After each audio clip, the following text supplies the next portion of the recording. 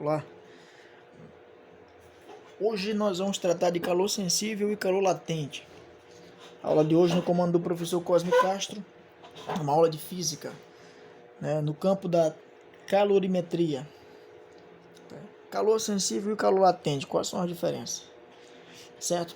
Vamos iniciar com calor sensível, tá certo? E para que a gente entenda, vamos expor aqui uma situação bem clássica. Imagine que você tem aí uma fonte térmica, como essa vela, tá certo? Essa vela, que vai ser considerada uma fonte térmica, obviamente ela vai estar com a sua chama exposta, e em torno dela, aqui nessa região de amarelo, nós vamos ter um campo térmico. É claro que o ponto mais quente, o ponto de maior energia é a parte do fogo, e em volta o campo térmico pode ser muito bem captado por qualquer objeto que se expor, que adentrar. Por exemplo, se você tem uma moeda e vai encostando essa moeda cada vez mais próxima da chama da vela, lógico, cada vez mais perto, maior vai ser a sensação, maior vai ser o recebimento de energia. Veja só, se essa moeda aí de 25 centavos ficar bem nessa região, ela vai receber a energia, e obviamente ela vai aquecer. Olha aí que legal, ela vai aquecer. Esse aquecimento, tá certo? Para mais, lógico, um aquecimento positivo, ele vai ser chamado de variação de temperatura, representado por ΔT ou Δθ, conforme o livro que você estiver utilizando. Isso aqui é variação de temperatura. Professor, qual é a unidade? A unidade é graus Celsius, tá certo? Então vamos entender aqui o que aconteceu, tá? A moeda de metal foi chegando cada vez mais perto, cada vez mais próximo, e aí ela sofreu uma variação de temperatura. A pergunta é, essa moeda vai derreter? Ela vai deixar de ser sólida? Resposta não. Bom, a única coisa que vai acontecer aqui é uma mudança na sua temperatura. Ela ainda continua sólida, portanto, não existe mudança de quê? De estado físico. Não existe mudança de estado físico, certo? Bom, se teve variação de temperatura e não mudou o estado físico, tá certo? Essa massa recebendo calor que em calorias ou em joule, a gente já sabe disso, não mudou a variação de temperatura, ou seja, aqueceu, mas não mudou o estado físico, ela continua sólida, então nós estamos diante de um calor sensível. Essas são as características de um calor sensível. A massa, que no caso é essa moeda, recebe o calor, tá certo? Aquece, ou seja, apresenta uma variação de temperatura, mas ela não muda o estado físico. Então, portanto, isso é um calor sensível.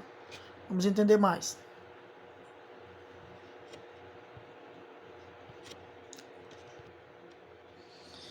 Bom, para entender melhor o calor sensível, vamos entender o que é capacidade térmica. Olha, capacidade, tá certo? A gente pode entender como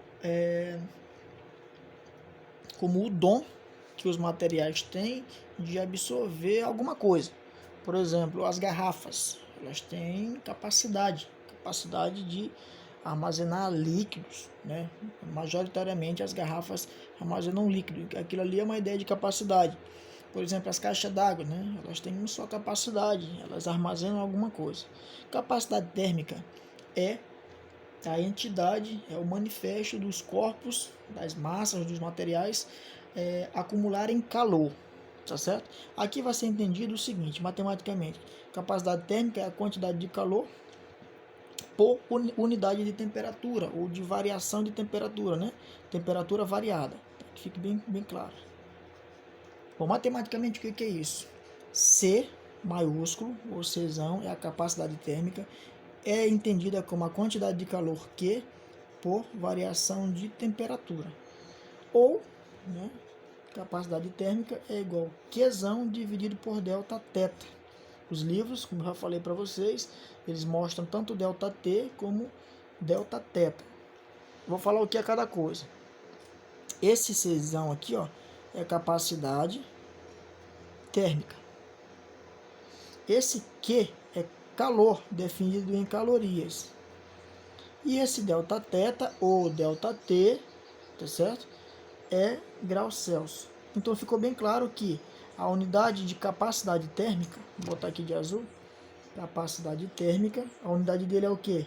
Calorias por graus Celsius. Tá ok? Bora continuar.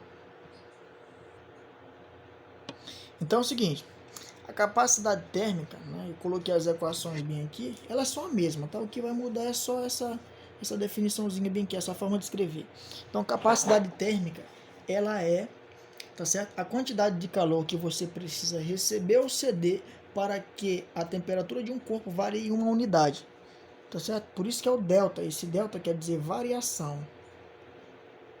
Na física, majoritariamente, esse delta quer dizer variação, né? Delta é variação. Portanto, capacidade é a quantidade de calor, isso dividido pela quantidade de variação de temperatura, tá certo?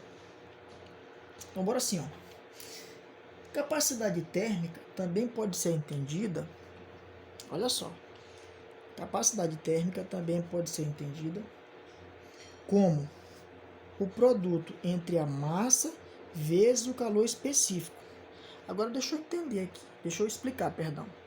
O que é capacidade térmica? É a quantidade de calor que é determinada por cada unidade de variação de temperatura. Esse M é a massa. A massa de quem, professor? No exemplo, é a massa dessa moeda. E o que é esse calor específico? Olha aqui, ó, aqui que tá o legal, ó. Czinho. O que é calor específico? Calor específico é o calor necessário, tá certo? É o calor recebido, e de maneira que esta massa, esse material, ele aumente a sua temperatura. Então, o calor específico aumente ou diminua, né? O calor específico é o calor necessário para que haja uma variação de temperatura na massa recebida. Apenas variação de temperatura. Essa moeda não vai derreter. Ela vai apenas aquecer ou esfriar. Isso por conta do calor específico. Por que o nome é específico? Olha só. Se você coloca aqui uma moeda de ouro, vamos supor que esse amarelo é de ouro, ela aquece de um jeito. Se você coloca uma moeda de prata, ela aquece de outro jeito. Considera que isso aqui seja prata, tá? Só considera. O que acontece? Cada material possui um calor específico, tá? Isso explica por que alguns materiais aquecem rápido, outros não. Certo? Porque o material esse calor é específico para cada material. Uma coisa é você colocar bem nessa posição uma moeda de ouro, e outra coisa é você colocar bem aqui uma moeda de prata. O tipo do material, ele vai modificar totalmente as conjecturas deste exemplo físico, tá certo?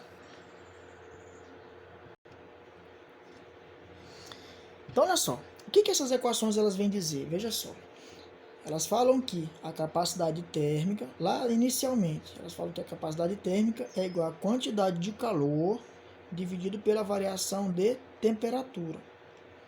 E falamos também que a capacidade térmica é o produto entre a massa do material exposto, no caso aqui seria a moeda, né, que eu coloquei novamente, vezes o calor específico.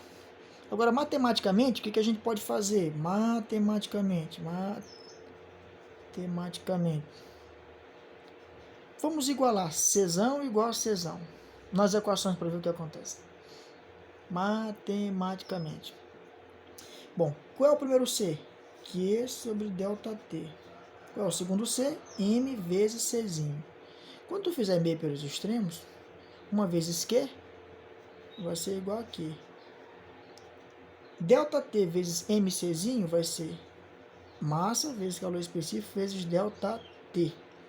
Lembrando que é ΔT? ΔT é vezes, né? É a temperatura final menos temperatura inicial. Esta equação bem aqui, que eu vou circular de amarelo, que é a mesma coisa dessa que está embaixo, perdão, de amarelo não, de vermelho, né? Estou ficando de vermelho, o que acontece? Essa daqui é a equação fundamental da calorimetria. Como é que a gente lê ela? A quantidade de calor inserido nessa moeda aqui, ela é o produto da massa da moeda vezes o calor específico da moeda vezes a variação de temperatura que vai acontecer na moeda.